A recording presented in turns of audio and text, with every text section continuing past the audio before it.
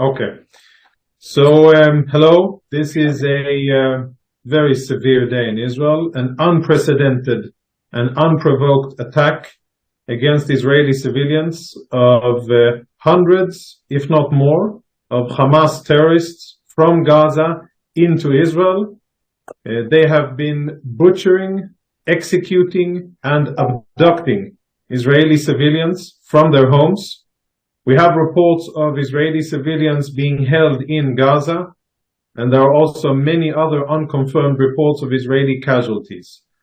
More than 1,000 rockets already fired at 80% of populated Israel, including our capital, Jerusalem, and Tel Aviv.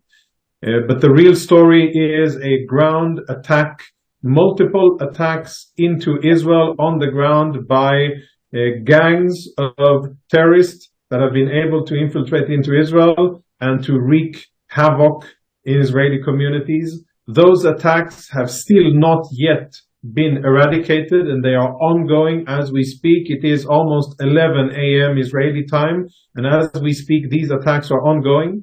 We have not yet gained control of the situation.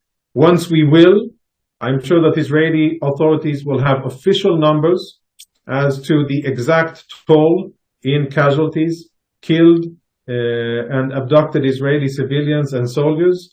And as we speak, Israel has started its very first stage of retaliating against military targets belonging to Hamas in Gaza. We are in the beginning of a new situation, a level of attack that we have not seen before. And as such, I think that the Israeli response will be at a level not seen before. Not by Hamas, not by Hezbollah, and not by any of the other Iranian proxies. And I wouldn't rule out that this time, for the first time, Israel will expand the response and not confine it only to the current area of operations, which is the Gaza Strip, but that we may see attacks or retaliations by Israel that are not confined by the geographical area of operations. Are you saying that, are you going to target Iran this time? I'm saying that this attack by Hamas, which is funded and provided by Iran with its weapons and personnel, equipment and money, is definitely one bridge too far, one attack too many. The severity and the audacity of the terrorists in doing what they have done. And again, I emphasize, we still don't have confirmed information about the scope of the attacks, but we only know that it is unprecedented and severe. So once this happens by an Iranian proxy, then this isn't a routine event. This isn't something that we can respond with how we usually respond by attacking military targets from the air inside the Gaza Strip. We're talking about a whole different situation, and the Israeli response will have to be different. At this stage, I would definitely not rule out what you just... Tell me one thing, Israel has been your surveillance was very high. You were monitoring all the time the borders. Don't you think that Israel is caught unaware with such a big, large-scale attack? We're definitely, the IDF, the entire defense establishment, obviously, has been caught unawares. And this is a tremendous failure of the defensive efforts, a failure that will have to be rigorously examined, and tough questions will be asked by Israeli civilians living in those communities to the defense establishment. How did this happen, and why didn't you prevent it? But I suggest that these topics will be left for the day after.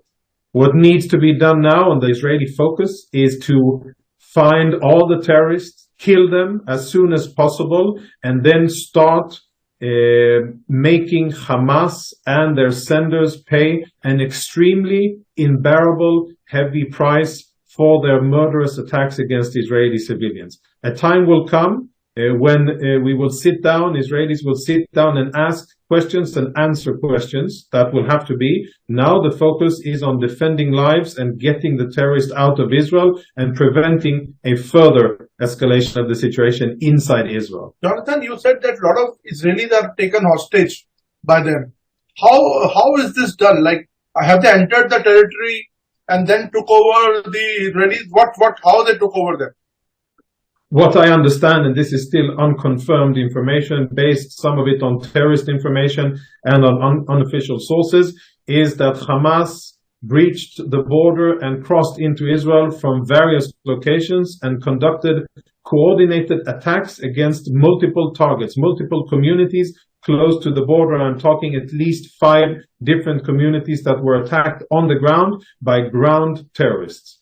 They were vehicle-borne, pickup trucks, much like Daesh. ISIS uses the white Toyota pickup trucks, and I have seen footage of motorcycles and other terrain vehicles, and even of gliders coming in from the air. And there are reports of assaults from the sea as well, naval commando units coming in from the sea. So this is a multi-dimensional attack, ground, air, sea, that Hamas has staged against Israel.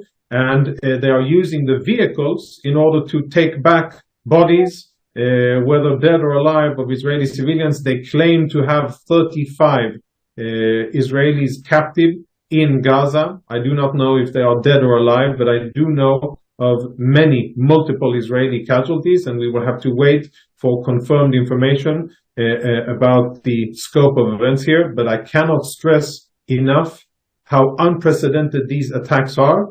The magnitude, the audacity of these terrorists in their action against Israel, and this will generate a fierce response from the state of Israel, which I think will not be confined to the geographical area of Gaza alone.